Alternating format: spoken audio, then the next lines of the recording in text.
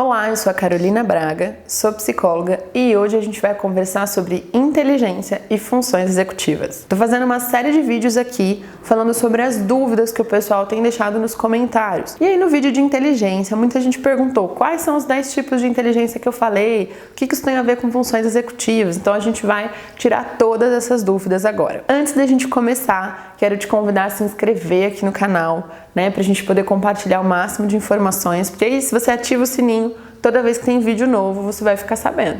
Compartilhe com colegas, com professores, coordenadores, com famílias. Quanto mais gente ficar sabendo, melhor, não é?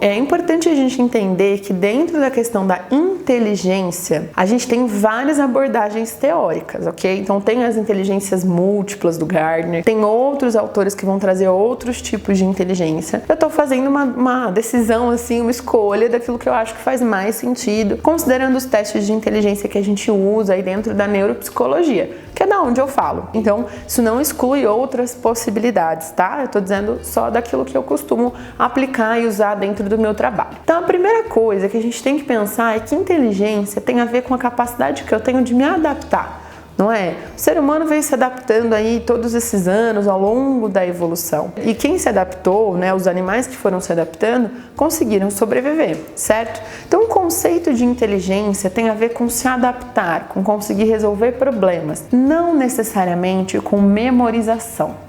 Por que eu tô falando isso? Porque, em geral, nos concursos, nas provas, na escola, a gente trabalha com memorização. A gente avalia na prova se o aluno lembra de alguma coisa. Mas será que inteligência é isso? Ou será que inteligência é só isso? Eu vou trazer uma concepção de inteligência que é usada dentro aí de algumas características que a gente tem de um teste que a gente tem de inteligência que é usado quase no mundo todo, que são uma definição assim. A gente tem um fator geral, uma inteligência geral, e esse fator se dividiria em outros 10 fatores, que se dividiriam em outras 70 fatores, Então a gente entende que não é uma coisa só, embora esteja correlacionado a um fator geral. Então, quais são esses 10 tipos? A gente tem primeiro a inteligência fluida, que é a capacidade que eu tenho de estabelecer raciocínio, padrões, relações entre as coisas, mas que não depende do que eu tenho aprendido antes.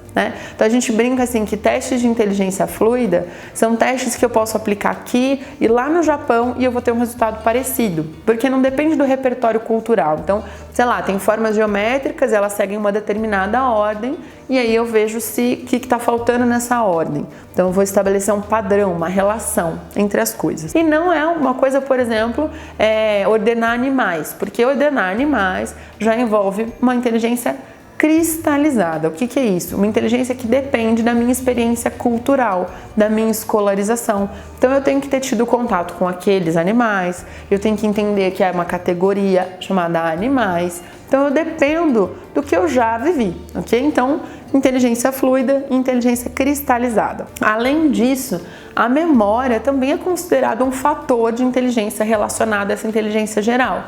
Tanto a memória de curto prazo, que é eu armazenar uma informação temporariamente, quanto a memória de longo prazo, eu armazenar essa informação lá longe. Além disso, eu conseguir resgatar a informação. Porque sabe aquela sensação que a gente tem quando você sabe o negócio, mas fica na ponta da língua e não sai? E aí depois de um tempão vai sair?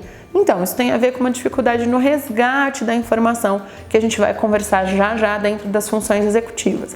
Mas falando de inteligência, além da inteligência fluida e cristalizada, a gente vai falar da memória de curto prazo e na capacidade de armazenamento de longo prazo. São 4 fatores. Agora, eu já queria te convidar a fazer uma reflexão. Dentro da escola, ou a gente também enquanto família, como pessoas que convivem com crianças e adolescentes que estão em desenvolvimento, o que a gente valoriza? A gente valoriza muito a memorização e pouco a capacidade de resolução de problemas. A gente dá as coisas muito prontas e aí eles não conseguem estabelecer estratégias.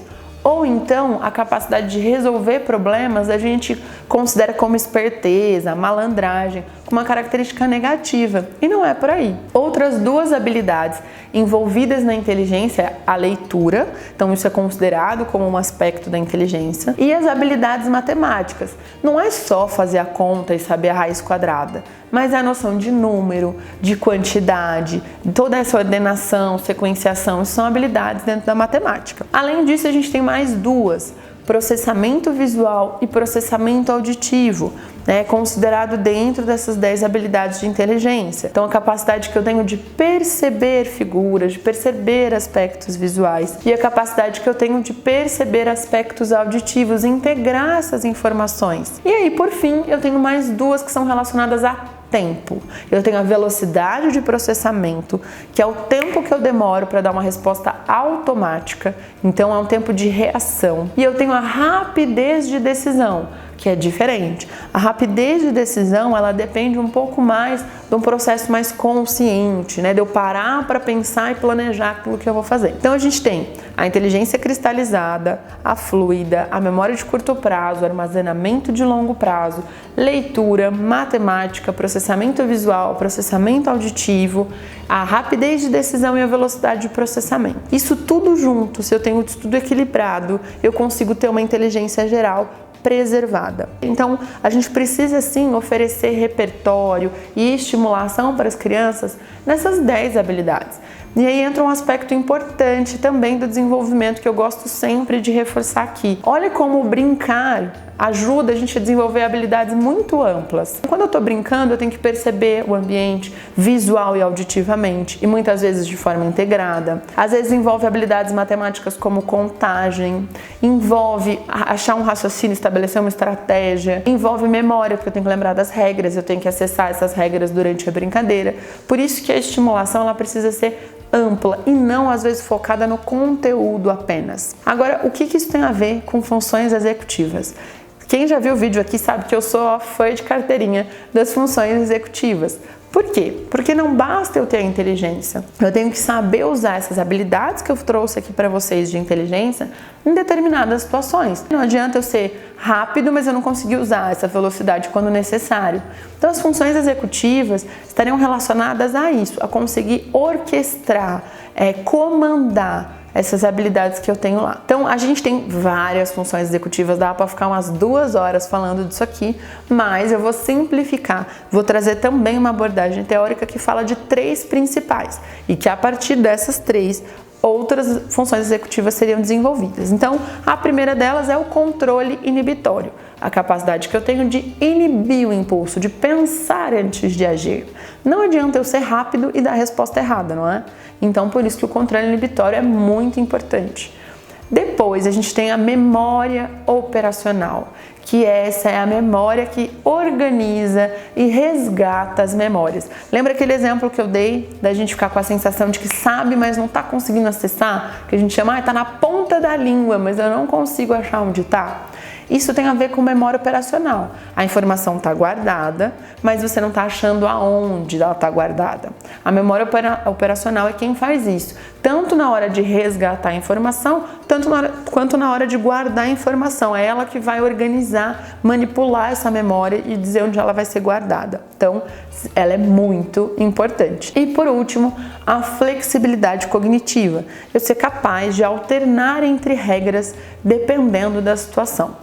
Então, eu preciso ter aquelas 10 habilidades e para usar aquelas habilidades de uma forma adequada, eu preciso ter essas funções executivas preservadas. E aí o meu convite à reflexão, seja você professor, ou pai, tio, mãe, ou profissional da saúde, a gente está olhando para essas habilidades quando a gente estimula uma criança, seja em casa, no dia a dia, seja enquanto profissional, quando você está fazendo uma intervenção com o seu paciente, seja você professor, você está de olho em todas essas habilidades ou a gente está olhando só para matemática, para memorização? Então eu faço esse convite a ampliar o seu olhar para o desenvolvimento e para o que é inteligência. Se você gostou desse vídeo, deixe aqui um gostei, deixe um comentário falando como esse vídeo te ajudou, compartilhe com outras pessoas e fique de olho, porque sempre tem vídeo novo no canal. Até a próxima!